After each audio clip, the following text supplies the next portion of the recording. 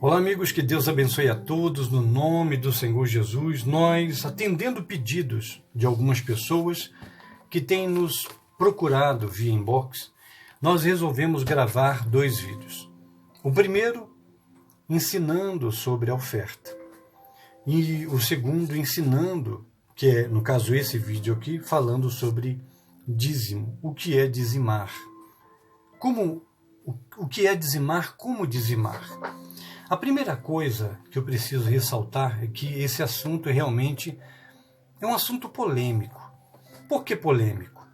Porque os dias são tão difíceis que muitos cães gulosos têm surgido no nosso meio e têm se apresentado como pastores. Ora, muitos são aqueles que de fato estão somente atrás da gordura, da lã das ovelhas. Eles querem se apacentar o tempo inteiro. E nós sabemos, por exemplo, que o que é de Deus, é santo. E eu aprendi, desde muito cedo, que o dízimo é de Deus, a oferta também é de Deus. É algo santo. E quando eu coloco o meu dízimo e a minha oferta no altar, cabe ao sacerdote, a igreja, o anjo da igreja, administrar aquilo. Se ele administrar mal aquilo que está lhe sendo confiado, a exemplo dos filhos de Eli, que diz a Bíblia que eles começavam a usurpar o altar, a comer da gordura das ovelhas e deixava lá a título de oferta para Deus somente o pior, então esses homens serão penalizados por Deus, tanto quanto foi aqueles filhos do sacerdote Eli, que todos vieram, inclusive, até morrer. Então, foram amaldiçoados literalmente. E o pai era um grande homem de Deus, um sacerdote, mas que fazia vistas grossas para aquilo que os filhos estavam fazendo. No que se refere ao dízimo, no livro de Malaquias, no capítulo 3, no versículo 9 em diante, ele faz uma pergunta. Diz assim, na verdade, versículo 8, diz assim: roubará o homem a Deus? Pode o homem roubar a Deus? Mas o homem roubar a Deus? Pode? Ele diz assim, ele afirma: todavia vós me roubais, e dizeis, em que te roubamos? Ele afirma assim, nos dízimos e nas ofertas, com maldição sois amaldiçoados, porque a mim me roubais, vós, a nação toda. Vamos meditar. Diz a Bíblia que quando a pessoa ela não devolve o dízimo, Deus poderia pedir 90%, mas ele está pedindo apenas a 10ª parte, 10% daquilo que vem na mão da pessoa. Então, quando a pessoa não devolve o dízimo, diz a Bíblia que ela traz para a sua vida uma maldição.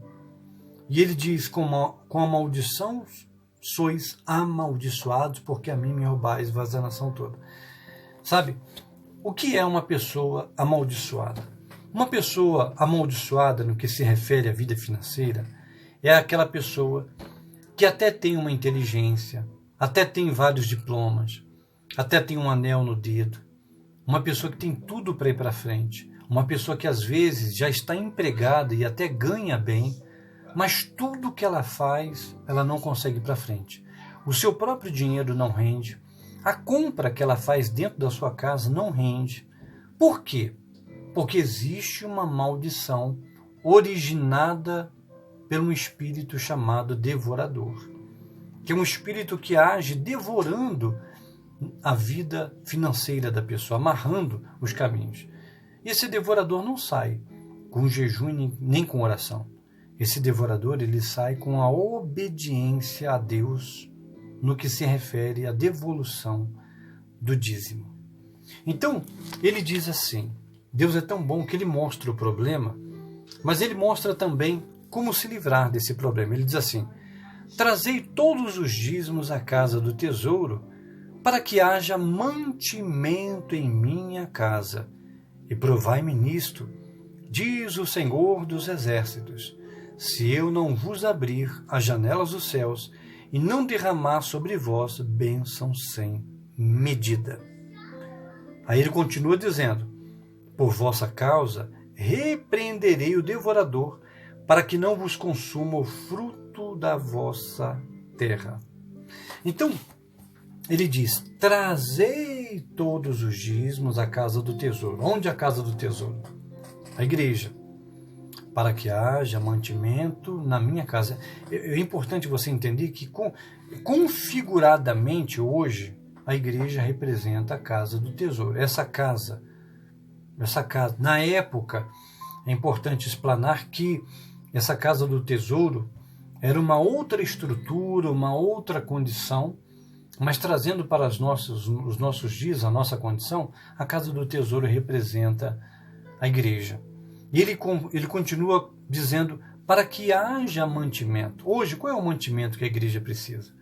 A igreja ela precisa dos dízimos, das ofertas para poder sobreviver.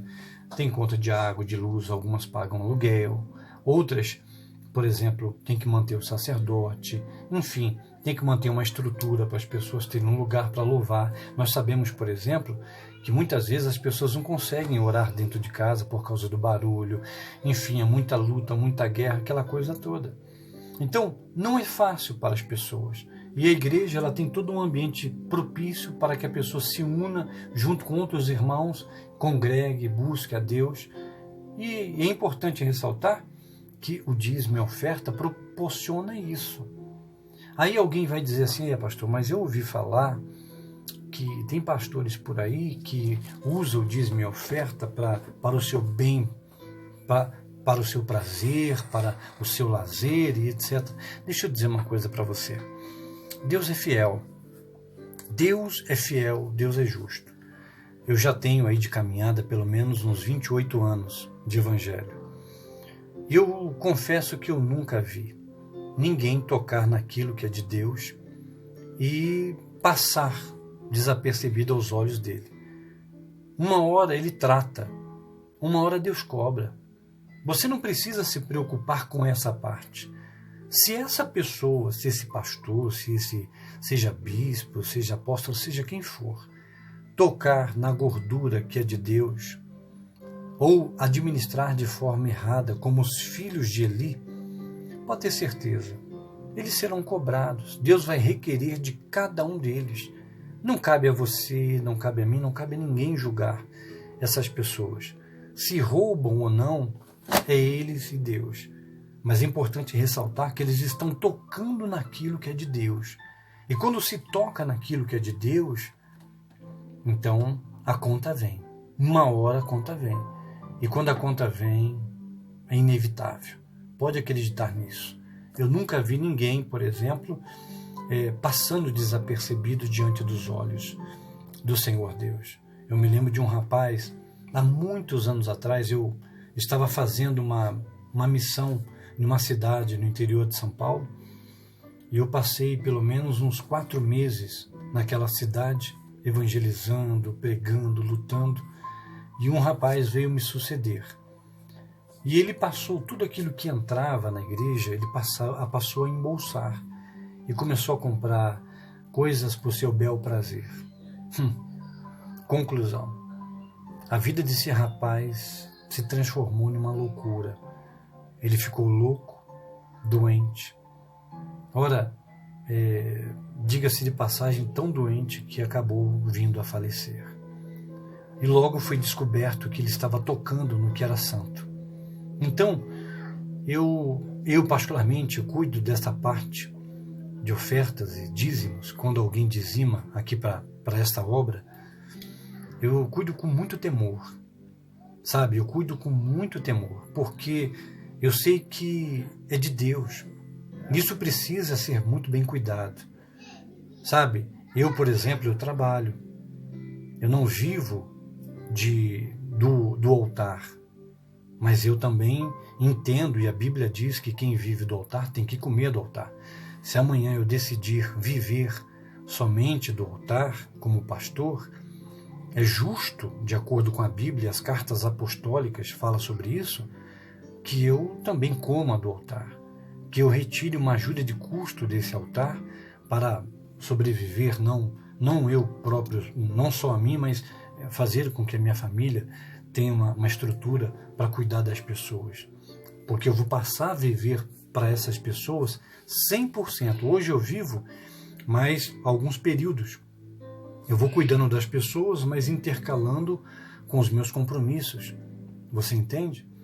Então, é importante você entender tudo isso. Tem pastores, por exemplo, que trabalham e cuidam das suas ovelhas. Há pastores que vivem 100% por conta das suas ovelhas. Que, diga-se de passagem, eu pretendo fazer isso muito em breve, porque Deus tem me cobrado muito isso, para cuidar de forma direta de todas as ovelhas que Ele tem colocado na nossa mão. Nós nos dedicarmos assim 24 horas por elas. Eu pretendo fazer isso muito breve. Deus está preparando toda a situação aí. Então, eu espero que essa mensagem do dízimo também possa ter lhe ajudado e lhe esclarecido muita coisa, tá bom? Nós vamos ficando por aqui.